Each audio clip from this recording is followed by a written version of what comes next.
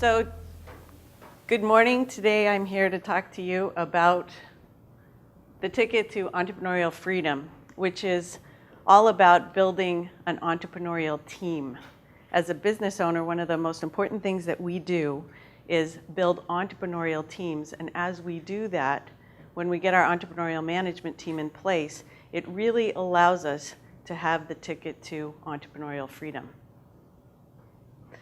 This is our entrepreneurial flight model, and for those of you who have seen earlier presentations, you've seen a more detailed description of this model. We also have a podcast on our website if you want to go and get a more detailed description and go all the way through the model. Today, we've got the enterprise flight on the left, entrepreneur's flight on the right. It's an integrated model that actually shows how a business moves relative to the entrepreneur. And we know that the entrepreneur leads the enterprise. So down here at the bottom, you start your business and your mindset is, I do it better myself. That first blue line is about control. And so moving over that first blue line, we actually have to give up control as business owners and move into the mindset of, I do it better with others. Relative to building an entrepreneurial management team, when we move over this first blue line, one of the things that we do is we say, well, as a small step, what I want you to do, person that I'm working with, is would you just supervise some of this information for me? Would you supervise some of these tasks? Don't make any big decisions, just supervise, make sure that we're on track, and make sure that we don't get off track. If we do, come and get me. So I always have to be available in order to keep the business running. As we move into this area up here, I need more help. And so what I do is I say, hey, supervisor or manager now, manager, would you come and would you help me manage this silo? Would you manage a silo with me? Will you look after sales? Don't look after finance. Don't look after anything else. Just sales. You can make some decisions in that area, but nothing major. Come and get me if we get off track.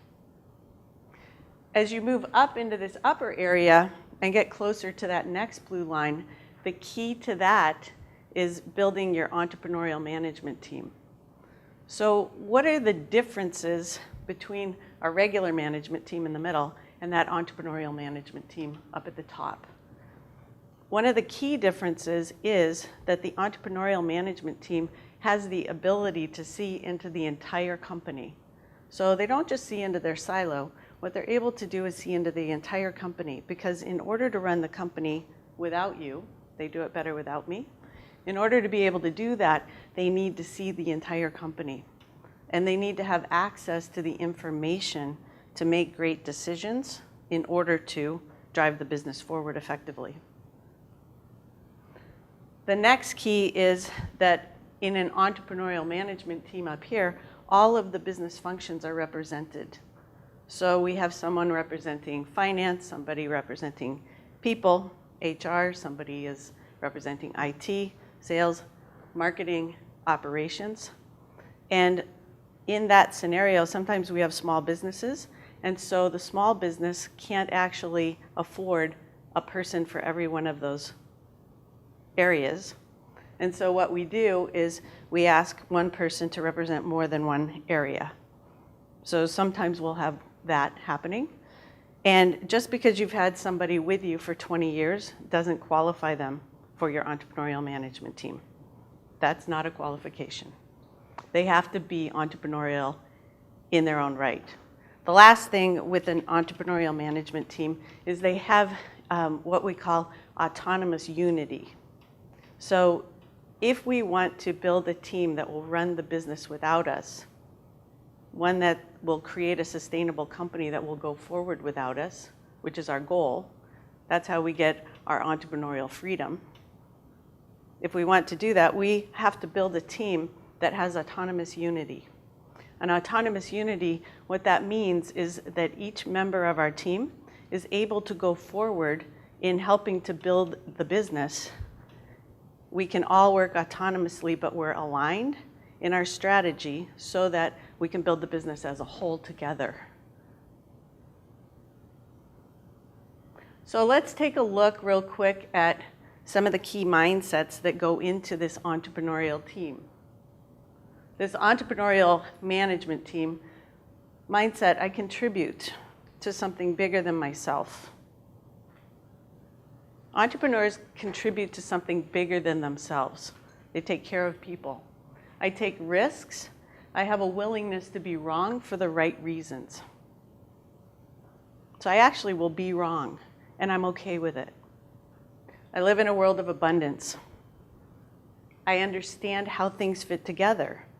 So I actually can see into the entire business, and I can see how one area and one decision affects the rest.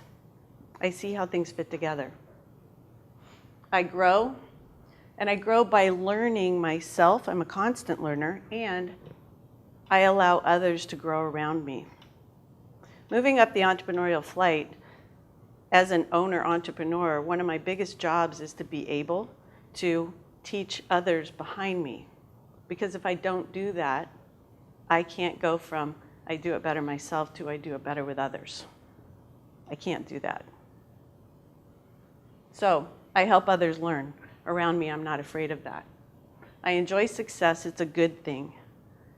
Some of the mindsets out there say that success is not a good thing.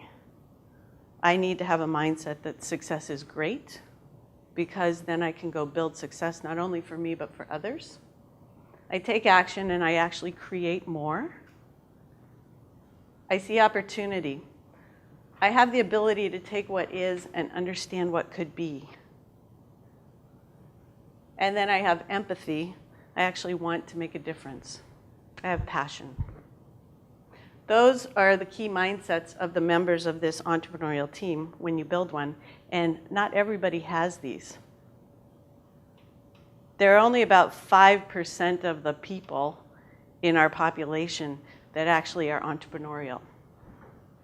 Only about 5%. So as you build this entrepreneurial management team, where do you find those people? Where do you get them? And what criteria are you looking for? These are some of them.